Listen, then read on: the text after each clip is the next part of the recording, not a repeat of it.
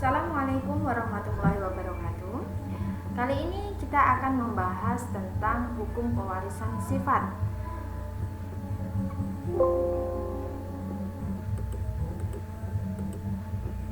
Oke. Hukum pewarisan sifat itu disebut juga dengan hukum Mendel. Hukum Mendel itu terbagi menjadi dua, yaitu hukum Mendel 1 dan hukum Mendel 2. Adapun hukum Mendel 1 itu memiliki nama lain, yaitu hukum segregasi, yang menyatakan bahwa pada pembentukan gamet sel kelamin pada dua gen yang merupakan pasangan akan dipisahkan dalam dua sel anak. Hukum Mendel 1 ini disebut juga sebagai hukum pewarisan sifat secara monohibrid atau persilangan dengan satu sifat beda. Selanjutnya, yang kedua yaitu ada hukum Mendel kedua atau disebut sebagai hukum independent assortment atau hukum pengelompokan gen secara bebas. Hukum Mendel 2 ini disebut juga sebagai hukum persilangan dihibrid. Kenapa dihibrid? Karena pada hukum Mendel ini terjadi persilangan dengan dua sifat yang berbeda.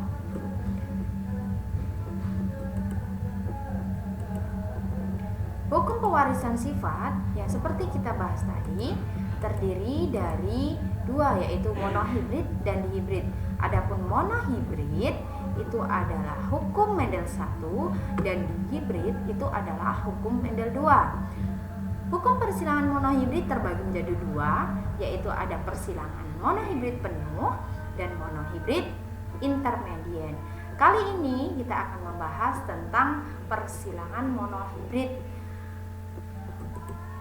Persilangan monohibrid yaitu persilangan atau pembastaran dengan satu sifat beda. Sifat yang dimaksud adalah penyilangan warna bunga berbentuk bunga, warna bunganya, contohnya warna bunga merah, warna bunga putih, kemudian bentuk bijinya keriput atau bulat seperti itu, kemudian tinggi tanaman, pendek tingginya, dan lain sebagainya. Selanjutnya kita bahas yang persilangan monohibrid penuh.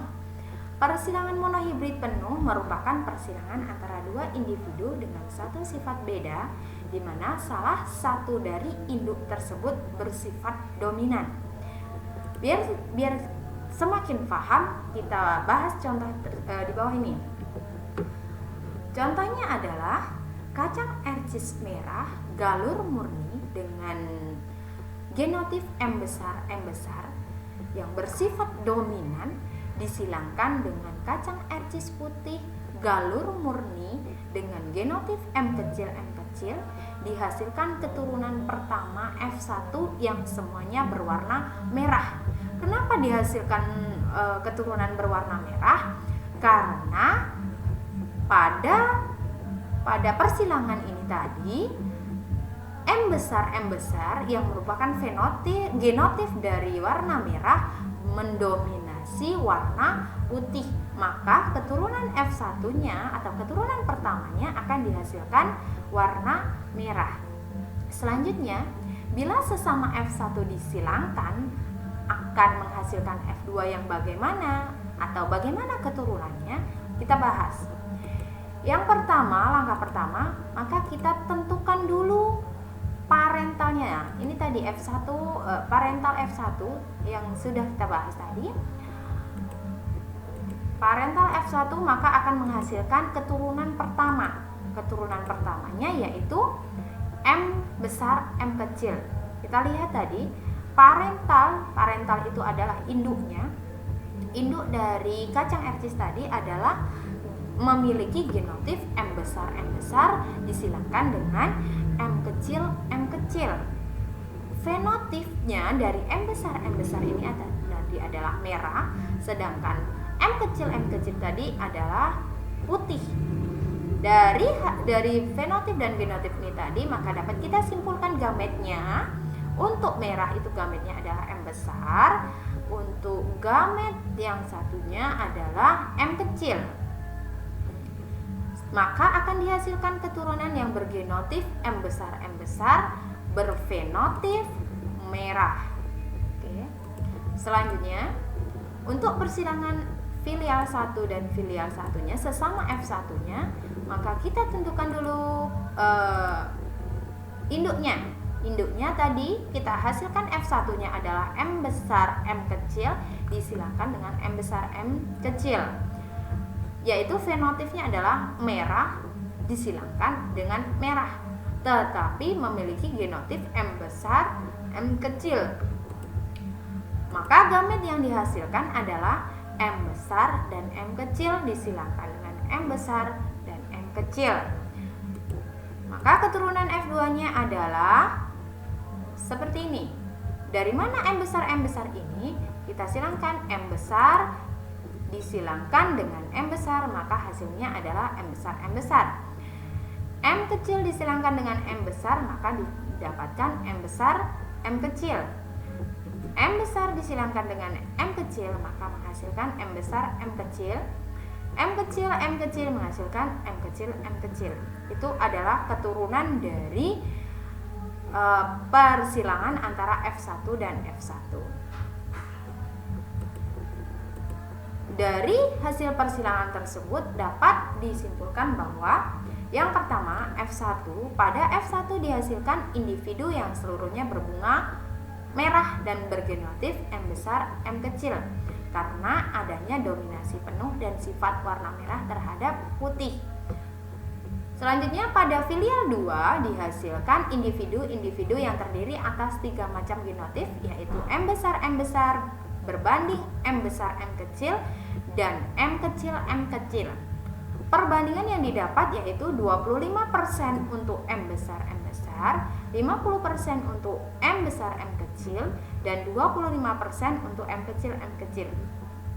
Atau bisa dibandingkan lagi 1 berbanding 2 berbanding 1.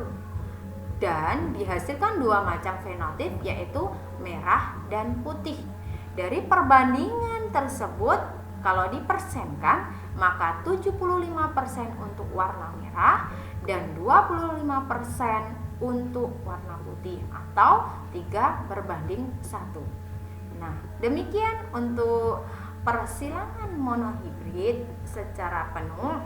Kemudian selanjutnya kita bahas persilangan monohibrid secara intermediate. Persilangan monohibrid intermediate yaitu persilangan antara 2 individu yang serupa dengan sifat-sifat berlawanan karena saling mempengaruhi hasil dari persilangannya dengan memiliki karakteristik dan yang dapat menggabungkan sifat-sifat berdasarkan organismenya. Jadi dapat saya simpulkan dari penjelasan tersebut bahwa persilangan monohibrid dominan itu adalah persilangan yang tidak ada sifat mendominasinya. Jadi semua dari dua parental tersebut bersifat sama-sama kuat. Maka nanti apa yang akan dihasilkan? Nah, dari persilangan intermediate akan dihasilkan ketika bunga merah disilangkan dengan bunga putih, maka akan menghasilkan genotip M besar M kecil yang berfenotip bunga merah muda. Kalau pada persilangan monohibrid penuh tadi, ketika bunga mawar merah disilangkan dengan bunga mawar putih dan mawar merah bersifat dominan, maka hasil yang didapatkan adalah warna merah. Pada intermediate, ketika bunga mawar merah disilangkan dengan bunga mawar putih, maka akan menghasilkan bunga merah muda. Oke, demikian materi penjelasan dari saya tentang persilangan monohibrid penuh dan monohibrid intermediate. Sekian dari saya. Wassalamualaikum warahmatullahi wabarakatuh.